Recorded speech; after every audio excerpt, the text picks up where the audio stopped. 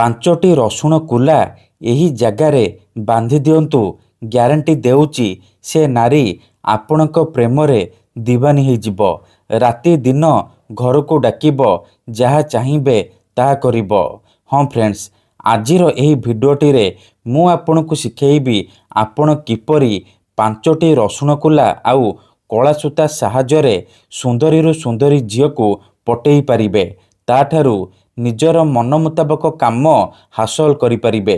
ଏହି ବଶୀକରଣ କରିବା ପାଇଁ ଆପଣଙ୍କୁ କୌଣସି ପ୍ରକାର ମନ୍ତ୍ରତନ୍ତ୍ର କରିବାକୁ ପଡ଼ିବନି କିମ୍ବା କିଛି ବି ପଇସା ଖର୍ଚ୍ଚ କରିବାକୁ ପଡ଼ିବନି।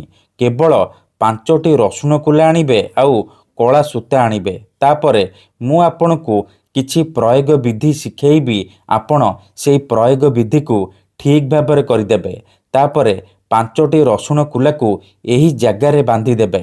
ଗ୍ୟାରେଣ୍ଟି ଦେଉଛି ଯେମିତି ଆପଣ ଏପଟେ ଏହି ବଶୀକରଣ କରିବେ, ସେହି ସମୟଠାରୁ ସେ ଝିଅ ହେଉ ବା ବିବାହିତା ନାରୀ ଆପଣଙ୍କ ଆଡ଼କୁ ଆକର୍ଷିତ ହେବାକୁ ଲାଗିବ।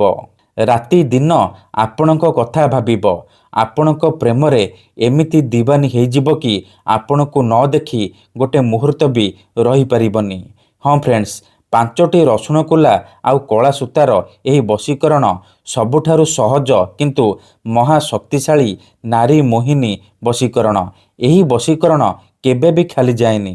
ଯିଏ ବି ପାଞ୍ଚଟି ରସୁଣ କୁଲା ଆଉ କଳା ସୂତାର ଏହି ବଶୀକରଣକୁ କରିଛି 100ରୁ 100% ସଫଳ ହେଇଛି। ତେଣୁ ଯଦି ଆପଣ ଯେତେ ଚେଷ୍ଟା କରି ମଧ୍ୟ ଝିଅ ପଟେଇ ପାରୁନାହାନ୍ତି, ପଡ଼ିଶା ଘର ସୁନ୍ଦରୀ ଭାଉଜକୁ ପଟେଇ ପାରୁନାହାନ୍ତି, ତେବେ ମୋ କଥା ମାନି ଆଜି ପାଞ୍ଚଟି ରସୁଣ କୁଲା ଆଉ କଳା ସୂତା ଆଣି ଏହି ବଶୀକରଣ କରିଦିଅନ୍ତୁ। ସେ ଝିଅ ଆପଣଙ୍କ ପ୍ରେମରେ ଏମିତି ଦିୱାନୀ ହେଇଯିବ କି ନିଜେ ଆପଣଙ୍କୁ ଫୋନ୍ କରିବ, ଭଲ ପାଉଛି ବୋଲି କହିବ। ଏହି ବଶୀକରଣକୁ ପ୍ରୟୋଗ କରି ହଜାର ହଜାର ଲୋକମାନେ ଲାଭବାନ ହେଇଛନ୍ତି। ଆଶା ଛାଡ଼ି ଦେଇଥିବା ଲୋକ ମଧ୍ୟ ନିଜ ପ୍ରେମକୁ ପାଇପାରିଛି। ବିନା ମନ୍ତ୍ର, ବିନା ତନ୍ତ୍ର, ବିନା କିଛି ଜିନିଷ ଖୁଆଇ ପିଆଇ, ବିନା କୌଣସି ପଇସା ଖର୍ଚ୍ଚ କରି କେବଳ ପାଞ୍ଚଟି ରସୁଣ କୁଲା ଆଉ କଳା ସୂତା ସାହାଯ୍ୟରେ ଝିଅ ପଟେଇ ପାରିଛି। ତେଣୁ ଆପଣ ବି ଗୋଟିଏ ଥର ଏହି ବଶୀକରଣ କରନ୍ତୁ, ତାପରେ ଦେଖିବେ ଚମତ୍କାର। ତେବେ ଏହି ବଶୀକରଣ ବିଧିକୁ ଆପଣ କିପରି କରିବେ, ଏହାର ପ୍ରୟୋଗ ବିଧି କ'ଣ, ଚାଲନ୍ତୁ ଜାଣିବା। କିନ୍ତୁ ବିଧିଟି ଜାଣିବା ପୂର୍ବରୁ ମୋର ଗୋଟିଏ ଛୋଟିଆ କଥା ମନେ ରଖନ୍ତୁ, ଆପଣଙ୍କର ବଶୀକରଣ 100ରୁ 100% କାମ କରିବ। ଦେଖନ୍ତୁ, ଆମର ବହୁତ ସାରା ଦର୍ଶକ ବନ୍ଧୁମାନେ ଆମକୁ କହୁଛନ୍ତି କି ଗୁରୁଜୀ ଆପଣଙ୍କର ବଶୀକରଣ କାମ କରୁନି। ଦେଖନ୍ତୁ, ମୁଁ ସେହି ବନ୍ଧୁମାନଙ୍କୁ କହୁଛି, ଯେଉଁପରି ଆପଣ ଭଗବାନଙ୍କୁ ମାନୁଛନ୍ତି, ଭଗବାନଙ୍କ ଉପରେ ବିଶ୍ୱାସ ରଖିଛନ୍ତି, ନିଜର ସବୁ ଦୁଃଖ କଷ୍ଟ ଅସୁବିଧା ଭଗବାନଙ୍କୁ ଜଣାଉଛନ୍ତି, ଯଦି ସେ ଅସୁବିଧାର ସମାଧାନ ନ ହେଲା ତାହାର ମାନେ ନୁହେଁ କି ଭଗବାନ ନାହାନ୍ତି। ସେହିପରି ମନ୍ତ୍ର ତନ୍ତ୍ର ହୁଏ, ବଶୀକରଣ କାମ କରେ, କିନ୍ତୁ ଏହାକୁ ଆପଣଙ୍କୁ ସିଦ୍ଧ କରିବାକୁ ପଡ଼ିବ। ପ୍ରୟୋଗ ବିଧିକୁ ଠିକ୍ ଭାବରେ କରିବାକୁ ପଡ଼ିବ। ମୁଁ ଆପଣଙ୍କୁ ଯେମିତି ଶିଖେଇବି ଆପଣଙ୍କୁ ଠିକ୍ ସେହିପରି କରିବାକୁ ପଡ଼ିବ। ତେବେ ଯାଇ ମୁଁ ଆପଣଙ୍କୁ ଗ୍ୟାରେଣ୍ଟି ଦେଉଛି ଆପଣ ଯେତେ ସୁନ୍ଦରୀ ଝିଅ ବା ସୁନ୍ଦରୀ ଭାଉଜକୁ ଚାହିଁବେ ଅତି ସହଜରେ ନିଜର କରିପାରିବେ। ତାଠାରୁ ନିଜର ମନ ମୁତାବକ କାମ ହାସଲ କରିପାରିବେ। ତେବେ ଏହି ବଶୀକରଣ କରିବା ସବୁଠାରୁ ସହଜ। ଏହାକୁ ଆପଣ କିପରି କରିବେ, ବିଧିଟି ଜାଣିବା ପୂର୍ବରୁ ଯଦି ଆପଣ ଆମ ଚ୍ୟାନେଲକୁ ପ୍ରଥମ ଥର ଆସିଛନ୍ତି, ତେବେ ଦୟାକରି ଚ୍ୟାନେଲକୁ ସବସ୍କ୍ରାଇବ୍ କରି ପାଖରେ ଥିବା ବେଲ୍ ଆଇକନ୍କୁ ମଧ୍ୟ ଦବାଇ ଦିଅନ୍ତୁ, ଯାହାଦ୍ୱାରା ଆମେ ଯେଉଁ ବି ଭିଡ଼ିଓ ଅପଲୋଡ଼ କରିବୁ ସର୍ବପ୍ରଥମେ ଆପଣ ଦେଖିପାରିବେ ଆଉ ତାହାର ଲାଭ ପାଇପାରିବେ।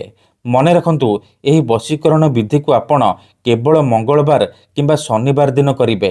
ପ୍ରଥମେ ଆପଣ କ'ଣ କରିବେ, ଧ୍ୟାନ ସହିତ ଶୁଣନ୍ତୁ। ଦିନ 11ଟାରୁ ଦିନ 3ଟା ମଧ୍ୟରେ ଏହି ବଶୀକରଣ କରିବେ। ବିଧିଟି କରିବା ପୂର୍ବରୁ ହାତ ଗୋଡ଼ ଧୋଇକି ସଫା ବସ୍ତ୍ର ପିନ୍ଧିକି ଆପଣ ପାଞ୍ଚଟି ରସୁଣ କୁଲା ଆଉ କଳା ସୂତା ଆଣିବେ। ଆପଣଙ୍କ ଘରେ ଯେଉଁ ସିଲେଇ ସୂତା ଥିବ, କଳା ରଙ୍ଗର ସିଲେଇ ସୂତା, ସେହି ସୂତାକୁ ଆଣିବେ। ତାପରେ କୌଣସି ଏକ ଜାଗାରେ ଚୁପଚାପ ବସି ପଡ଼ିବେ, ଯେଉଁଠାରେ ଆପଣଙ୍କୁ କେହି ଦେଖିବେନି କିମ୍ବା ଡାକିବେନି। ତାପରେ ପାଞ୍ଚଟି ରସୁଣ କୁଲା ଆଉ କଳା ସୂତା ସାହାଯ୍ୟରେ ଏହିପରି ମାଳ କରିବେ। ଧ୍ୟାନ ସହିତ ଦେଖନ୍ତୁ, ମୁଁ ଯେମିତି ମାଳ କରିଛି ଆପଣ ଛୁଞ୍ଚି ସାହାଯ୍ୟରେ ଏମିତି ମାଳକୁ କରିବେ। ପାଞ୍ଚଟି ରସୁଣ କୁଲା ଆଉ କଳା ସୂତାରେ ଏହିପରି ମାଳ କରିବେ। ମାଳ କରିସାରିବା ପରେ ସେ ମାଳକୁ ନିଜ ସାମ୍ନାରେ ରଖିବେ ଆଉ ଆଖି ବନ୍ଦ କରିକି ସେଇ ଝିଅ ବା ନାରୀକୁ ମନେ ମନେ ଭାବିବେ। ତାର ମୁହଁକୁ ନିଜ ମନରେ ଭାବିବେ। ତାପରେ ଗୋଟିଏ ରସୁଣ କୁଲାକୁ ଛୁଇଁବେ। ଧ୍ୟାନ ସହିତ ଦେଖନ୍ତୁ, ଗୋଟିଏ ରସୁଣ କୁଲାକୁ ଛୁଇଁବେ, ଗୋଟିଏ ଥର ସେ ଝିଅର ନାମ କହିବେ। ତାପରେ ଆଉ ଗୋଟିଏ ରସୁଣ କୁଲାକୁ ଛୁଇଁବେ, ଆଉ ଥରେ ସେ ଝିଅର ନାମ କହିବେ। ଏହିପରି ଆପଣ ଗୋଟେ ଗୋଟେ କରି 5ଟି ରସୁଣ କୁଲାକୁ ଛୁଇଁବେ ଆଉ 5 ଥର ସେ ଝିଅର ନାମ କହିବେ ଯାହାକୁ ଆପଣ ପଟେଇବାକୁ ଚାହୁଁଛନ୍ତି। ଏତିକି କରିସାରିବା ପରେ ଏ ରସୁଣର ମାଳରେ ସିନ୍ଦୁର ଲଗେଇଦେବେ, ଲାଲ ସିନ୍ଦୁର ଲଗେଇଦେବେ। ତାପରେ ଏ ରସୁଣର ମାଳକୁ ନେଇକି କୌଣସି ଏକ ନିମ୍ବ ଗଛର ଡାଳରେ ବାନ୍ଧିଦେବେ। ମନେ ରଖନ୍ତୁ, ନିମ୍ବ ଗଛର ଡାଳରେ ବାନ୍ଧିବା ସମୟରେ ଯେମିତି ଆପଣଙ୍କୁ କେହି ଦେଖିବେନି କିମ୍ବା ଡାକିବେନି। ଏତିକି କରିସାରିବା ପରେ ଆପଣ ଚୁପଚାପ ଘରକୁ ଫେରିଆସିବେ। ଗ୍ୟାରେଣ୍ଟି ଦେଉଛି, ଏହି ବଶୀକରଣ କରିବା ମାତ୍ରେ ସେ ଝିଅ ଉପରେ ପ୍ରଭାବ ପଡ଼ିବା ଆରମ୍ଭ ହୋଇଯିବ। ସିଏ ଆପଣଙ୍କ ଆଡ଼କୁ ଆକର୍ଷିତ ହେବାକୁ ଲାଗିବ, ଆପଣଙ୍କୁ ଭଲ ପାଇବାକୁ ଲାଗିବ। ଧନ୍ୟବାଦ।